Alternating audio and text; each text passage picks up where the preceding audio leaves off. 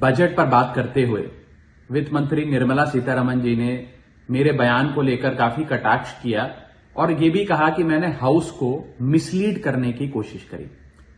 मैंने जब उनके सवालों पर जवाब देने के लिए अनुमति मांगी तो मुझे इजाजत नहीं दी गई। इसीलिए मैंने सोचा कि इस वीडियो के माध्यम से सीधा वित्त मंत्री जी से बात करूं और दूध का दूध पानी का पानी करने का प्रयास करूं।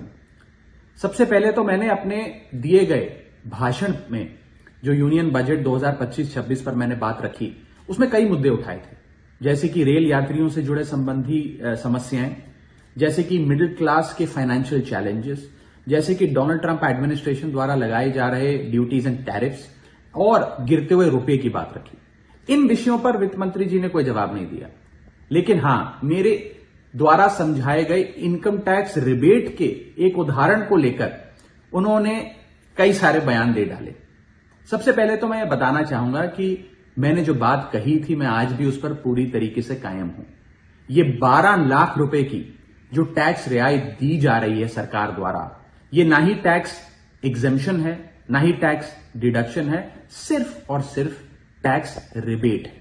यानी कि 12 लाख रुपए से ऊपर अगर आप आमदनी कमाते हैं एक वित्तीय वर्ष में, तो आपको अपनी पूरी आमदनी पर इनकम टैक्स भरना पड़ेगा।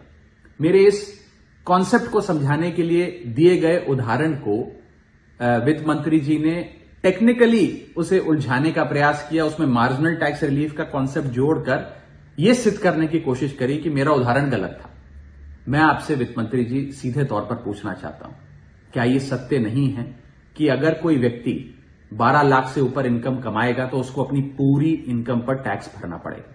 चलिए, मार्जिनल टैक्स रिलीफ 1275 तक आप दे रही हैं। आप मुझे यह बताइए कि अगर एक व्यक्ति 13 लाख रुपए 13 लाख रुपीज एक वित्तीय वर्ष में कमाता है तो उसे अपने पूरे 13 लाख की आमदनी पर अपने स्लैब अनुसार इनकम टैक्स देना पड़ेगा कि नहीं देना पड़ेगा? या 13 लाख माइनस 12 लाख की टैक्स रिबेट 1 लाख पर देना पड़ेगा? सही जवाब है कि उसे पूरे 13 के 13 पर इनकम टैक्स भरना पड़ेगा। मान लीजिए कोई शख्स 12,76,000 रुपए कमाता है साल का, तो उसे पूरे 12,76,000 पे इनकम टैक्स भरना पड़ेगा, ना कि मात्र 76,000 रुपए जो उसने 12 लाख रुपए के ऊपर कमाए। ये टैक्स रिबेट का कॉन्सेप्ट समझाने के लिए मैंने एक उदाहरण दिया था और मैं आज भी उस पर कायम हूं कि 12 लाख रुपए से यदि 1 रुपया भी आप फालतू कमाते हैं तो आपको अपनी पूरी इनकम पर इनकम टैक्स देना पड़ेगा।